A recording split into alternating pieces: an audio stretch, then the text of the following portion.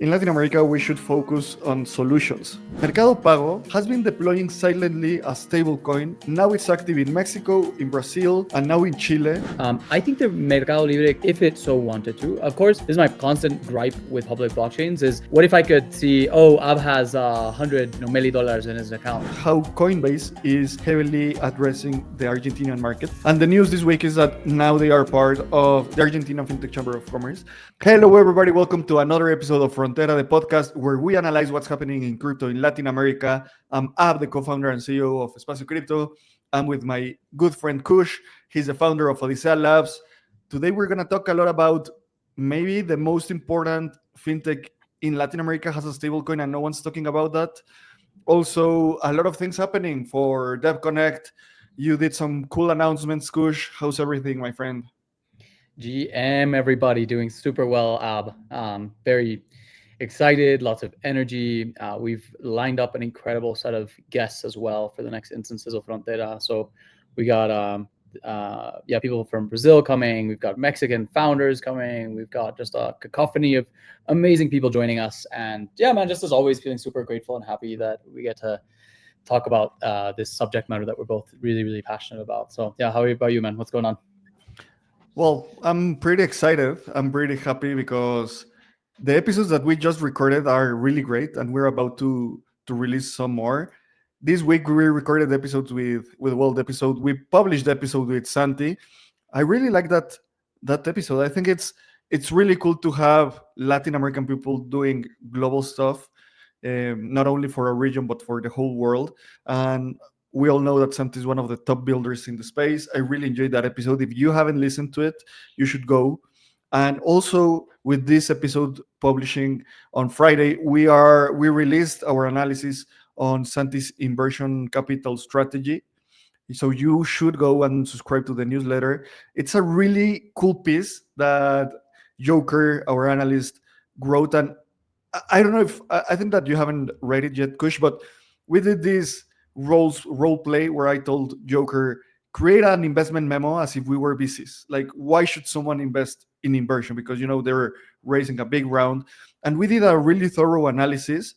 I think that I always say this: we are producing the best content about crypto in Latin America, period, and that's another example of it. So yeah, pretty exciting. And man, I'd like to start this week's news with something that you published in Odisea's Twitter account. Could you tell us more about this? What's up with Base and Odisea? Yes. So we spoke a little bit about this Base Batches program. I hadn't announced the program itself and our engagement with Base publicly yet up until now.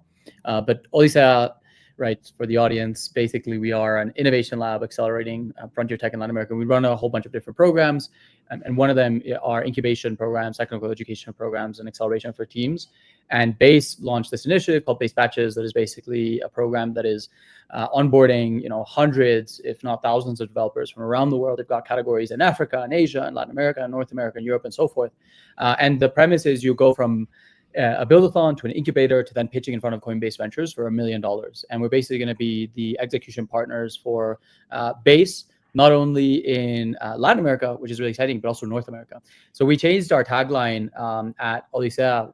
Previously, we were accelerating frontier tech from in Latin America, and now we are accelerating frontier tech from LATAM to the world. And it's part of our just like general shift of building globally. And we've spoken about this previously as well, is as founders, you can't just necessarily tackle Latin American problem sets, but you also have to look at global problems as well. And for us, this is a really big, exciting step. And obviously, working with Base, who's just top tier partner for us, is really exciting. And for us, I think every builder, the first chain they go to when they think about which one they're looking to deploy on, it's usually Base. So yeah, I'm curious, like, what did you think of the announcement and generally kind of this trend that we're heading towards, and how do you see this? Well, this is obviously super exciting. I think that the most important blockchains today are Solana and Base. You just need to look at the volumes, the active users, and having you running this, I think it's really cool because in this video, while I was watching it, there are a bunch of friends of the pod, of Frontera and of Odisea and Espacio Crypto. I think that most of the people here have been hosted at an episode either in Frontera or Espacio Crypto, and you've done a lot of workshops. I also spotted Lalo and me. So, oh, that there was I. Sorry, I shouted because the music started ringing in my headphones. But I think that talking about the potential of the industry and the region, the most important thing that we should build are more startups. I think, in order to push forward this region, and I think that these are the best exercises to do so. And partnering with Base, that is the most important network in Ethereum today, is just another proof of how basically of how you are executing. Like you at Odisea, you are making like the best partnerships. Also, we're cooking some stuff together with some big names and that we're gonna announce soon in Odisea, Espacio Crypto and Frontera. And I'd love to hear, man, how's the experience with Base? Because they are like the America chain, right? They are part of Coinbase, and now they are deploying in LATAM this Base batch. How's been your experience working with them? Yeah, I mean, I think the really unique thing about Base, because we work with a number of different ecosystems, but I think what's really great about Base is, as I was mentioning before, it's the first L2 that most builders end up wanting to deploy on. It's Base or Arbitrum perhaps are the two leading chains, but I think there are other chains too, right, in the ecosystem that a lot of builders are turning towards for different reasons too. There's been a really big discussion and debate in the Ethereum ecosystem around, L2, should they be taxed, should they not be, and so on. And honestly, I think there was just a massive oversight when the Ethereum sort of roll-up centric roadmap was being developed on, okay, how are these chains going to interact and play with one another? And fundamentally, like each of them will be to some extent competing, not just with other chains and other layer ones, but also with each other, right? And so, I think for us, we take a very pluralistic view on the way we think about the Ethereum ecosystem, because that's ultimately, an ecosystem that we care a lot about and we want to see win. And I think Base back in particular, obviously the Coinbase relationship is really important. The institutional angle is great. There's so much innovation happening on Base as well, right? And to some extent, like Base gets called out for this and that, but it's like that's what happens when you're at the frontier and you're pushing. You're going to find uncomfortable spaces, and sometimes you're going to trip up and make mistakes. And it happens. It's happened to Bando and Espacio Cripto and Odisea and every single freaking company.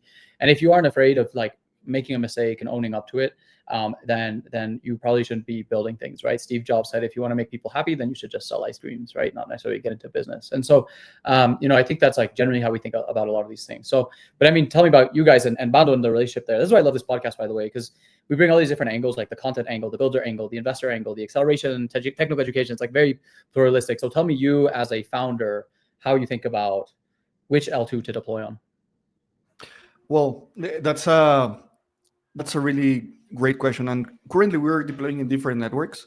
So we launched the payment protocol in Bando. The first L2 where we launched was Celo. And that's a really interesting pick. And we selected Celo because our first big client is deployed there. We are not idiosyncratic in the sense that, oh, we should stick to X, Y, or Z. I think that the most important part for a builder is having clear stances and then following the demand. That's the most important thing. And by following the demand, I mean, in these phases of a seed startup, you need to basically find as fast as possible product market fit, right? So we realized that deploying on Celo was the best way to accelerate that in Bando. And now we are deploying on other chains. And the way that we are addressing the deployment is on two sides, like being absolutely transparent. Where's the demand? And also, which are the networks that are having more support for builders? And in support for builders, I mean having a close relationship with the foundation that the foundation of that L2 moves fast, that they want to help you push your product. I think that that's really important because when you analyze the different layer twos around the Ethereum ecosystem, most of them are competing in the same levels. There might be, I think that there's maybe Base, then there are the Optimism, Arbitrum, and Mantles, and then the rest of them, I think, maybe. So it's really hard to select which one to deploy on. And also, I feel like, I don't know, putting an example is like, if you are a builder, you are in front of a lot of opportunities to deploy. And really, I think that the most responsible way, or your fiduciary duty as a founder, is to follow the demand, and follow the demand in a sense that it's also positive to the ecosystem. If you're a grant seeker, you're gonna be basically trashed nobody is gonna trust you. But if you are only deploying one network, you're also cooked because you need to have like the capacity to deploy in different networks. Also, I'd love to hear your take on this because it's not only a thing about morals, but it's also a thing about architecture. The way that we created Bando, it's a way that it's interoperable with any layer two because basically how we integrated with Dexes, how we integrated with interoperability solutions. And if you don't have that in mind since day one, you might be stuck with a chain that eventually doesn't have a lot of traction. So, with the builders that you work on, Acelera and Nucleo, how do you address this? Yeah, I think what I always say is builders go to chains for different reasons when they make a decision. They go for the tech stack, they go for the ecosystem support, they go for the network effects as well of the chain, and they go for the liquidity, right? And so I think there are chains that have 3 out of the 4. I think there are chains that have 4 out of the 4. I think there are chains that have none. And I think there are chains that have, so there's a sort of range of different requirements or parameters that each of these different chains has. For some builders, maybe liquidity is really important. So you'll go to the chain with a lot of liquidity, but not necessarily a lot of network effects. For some builders, network effects and users are really important. And by the way, sort of network effects and users, I bunched in the same sort of concept. And therefore you go into the chain with network effects and users, but not necessarily great ecosystem support. And I think each chain has sort of a flavor of their own expression of this. And again, it's because of this fragmentation of different L2s that ideally is like Ethereum would have all of these conjoined, but just because of these silos, I think in 2 years' time, it really won't matter whether that be through native rollups or base rollups or all the ZK integrations that we'll be doing across the chains. I think it ultimately won't matter for the user and the builder as well. So it's a short-term problem that Ethereum needs to step it up on when it comes to interoperability for sure. I think when I work with builders, for example, you guys launching on Celo as the first chain because Celo's volume and users are probably an order of magnitude lower than a lot of other chains you could have chosen. But because they have that network effects, which is your first client, which is really important for you, you're obviously going to launch there, right? So I think you can't just be like a de facto blanketed launch on this chain, but I think you do need to just be very cognizant of which one you launch on based on your unique circumstances, right? Yeah, and also I think that in Latin America we should focus on solutions, right? And I think that being tied morally to a chain could backfire in the sense that these new technologies are just evolving. It's like I don't know if I'm reading a great book that is basically like an acquired for code. So it's the story of COBOL, the story of the JPEGs, the story of HTTPS, and it's really cool. And something that came to mind is if you tie up yourself to a technology, basically you are constrained. You need to be intelligent and nimble enough to iterate. And man, I'd love to chat about this thing that we were just as a backstory. We joined like 40 minutes ago to the call, and we realized this news, and we wanted to do some more research because I think that this is something that not a lot of people is talking about, but it's really critical, or this is big news for the LATAM crypto ecosystem. And the news is that Mercado Pago, that is Mercado Libre's fintech arm, has been deploying silently a stablecoin. Now it's active in Mexico, in Brazil, and now in Chile. And it's called the MeliDollar. And maybe if you're not from Latin America, you haven't heard about Mercado Libre. But Mercado Libre is one of the largest companies in Latin America. The Mercado Libre is largest than several oil companies owned by states. Right now, their market cap is of $110 billion. And they are deploying this MeliDollar, that it's an easy way for their users to access stablecoins and tokenized dollars. And also, this plays out a lot with Santi Roel thesis about providing financial services through stablecoins. And now, one of the largest fintech companies in Latin America is launching silently this stablecoin. And just to make a comparison, Mercado Libre has it's a market cap of 110 billion. Nubank is a market cap of 56 billion. And just to like put numbers into place, Mercado Libre has two revenue streams or two business units mainly. One is Mercado Pago, that it's the fintech arm, and the other one is Mercado Libre, that it's an Amazon competitor. So it's an e-commerce. It's the largest e-commerce in Latin America.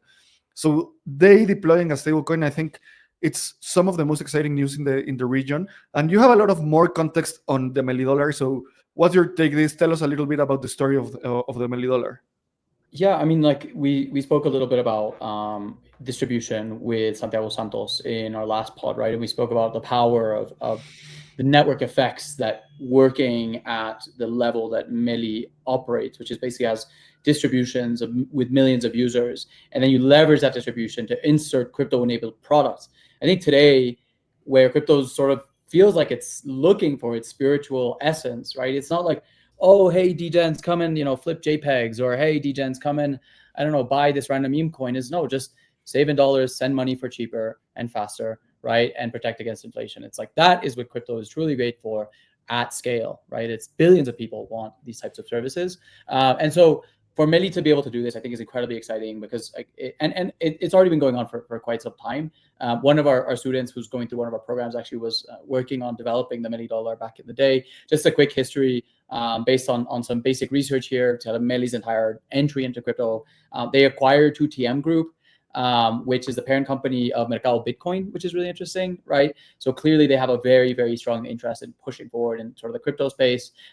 Previously, they've sort of declared that they are holding 400 or so Bitcoin, right, according to some SEC filings. So they're obviously very crypto native as well. And then they were part of the Libra Association, right, which was, if you recall, sort of Meta's failed stablecoin project, right? So I just wanted to sort of share this context. This is nothing new. Meli for a while now has been thinking a little bit about crypto, given their sort of Latin American born makes a lot of sense. They partnered with Paxos previously and so on. They then launched this project called both the MeliDollar, right, back in August of 2024. And even before that, had something called Mercado Coin, which was sort of this free floating asset that was available on the platform as well, right? Then that was replaced by the MeliDollar, which was a dollar peg stablecoin in Brazil, rolled it out in Mexico and so forth.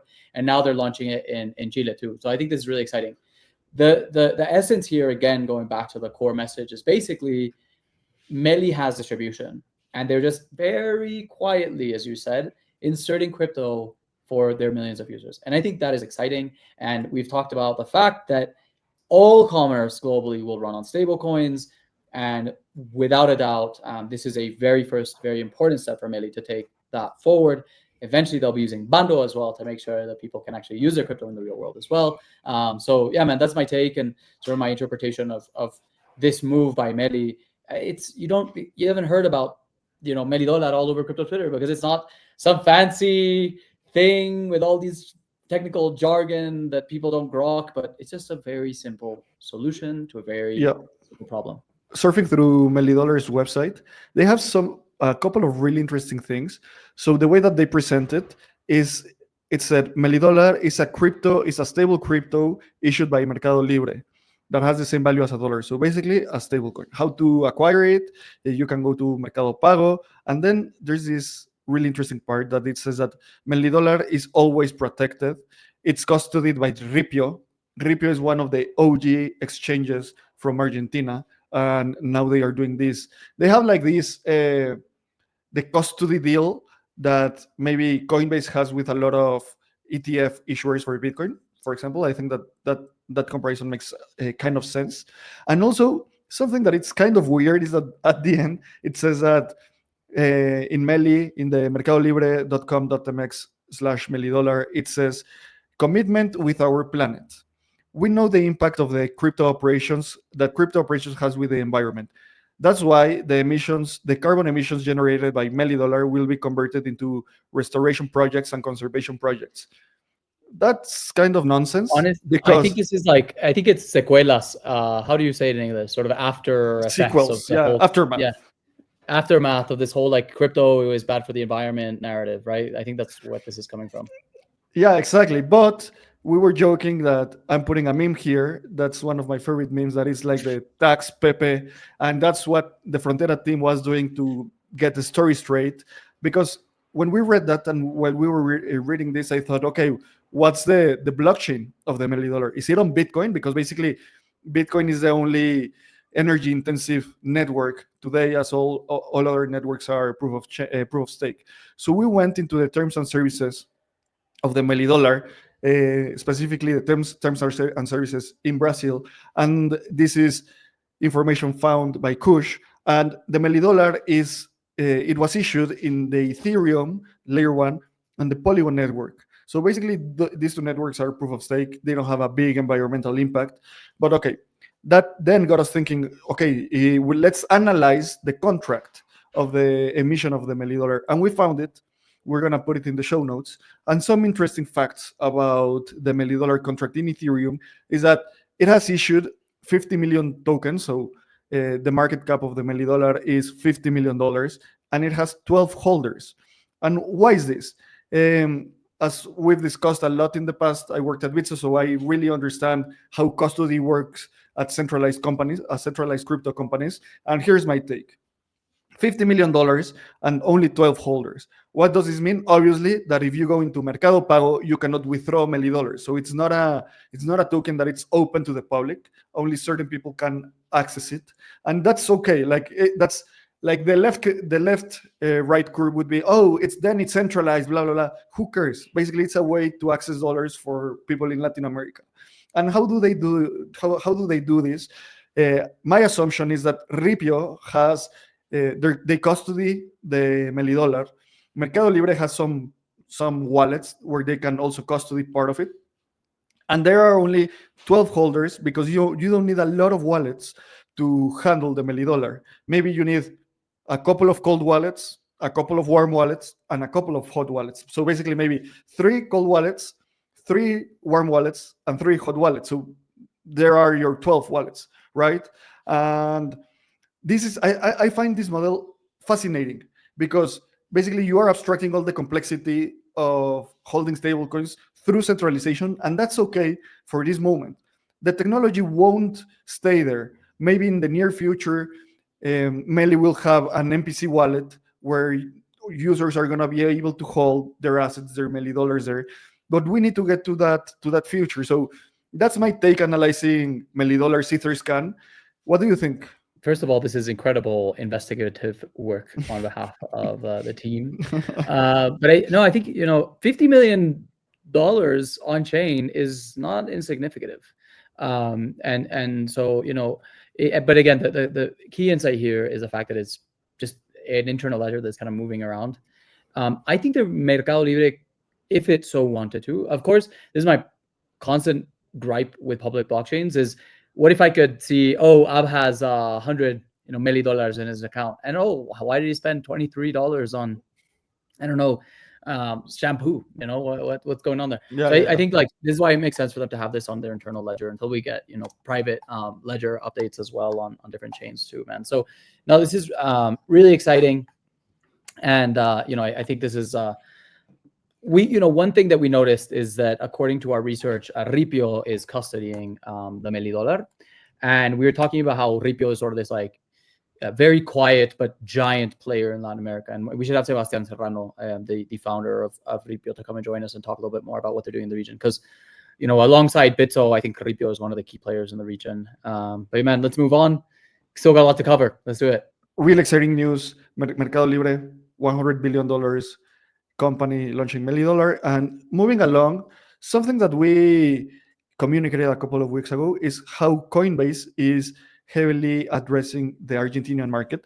And some news is that they keep making progress. They haven't launched, I think that they haven't launched in Argentina yet, right? They are just making the steps. Yeah, I don't think it's officially live. The Coinbase wallet is live, and so I think they're moving very fast there. But yeah.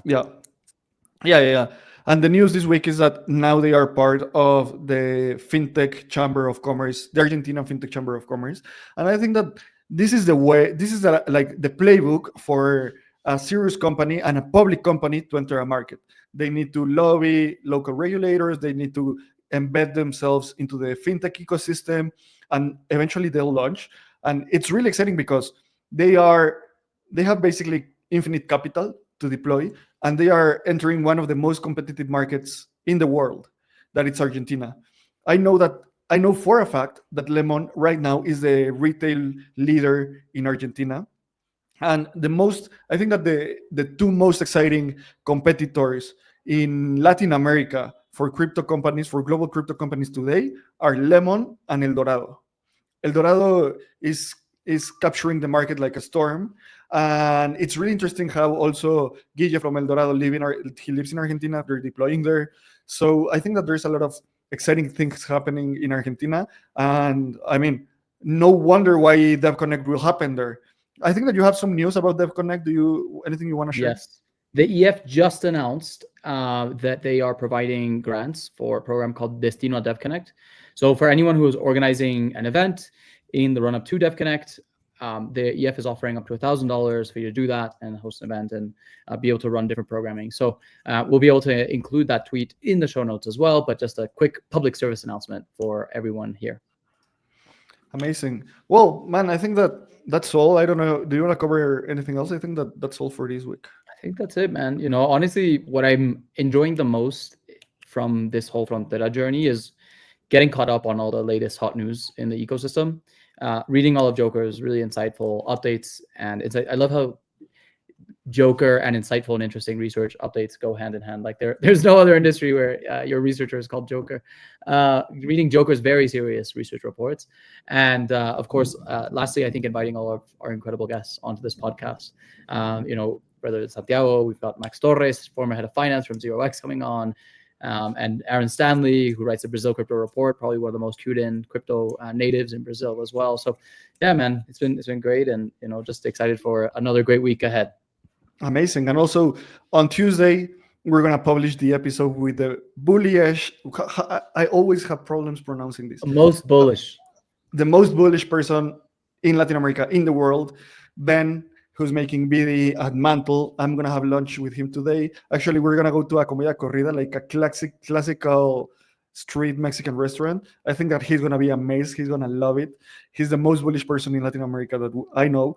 I was texting him the other day, and he was telling me his life plans, and I said, "Dude, your bullishness in Mexico makes me bullish. I don't know, it's just contagious." It's a great episode. You should listen to it. It's released on Tuesday. And Kush, my man, thank you for everything. Have a nice week and keep crushing it.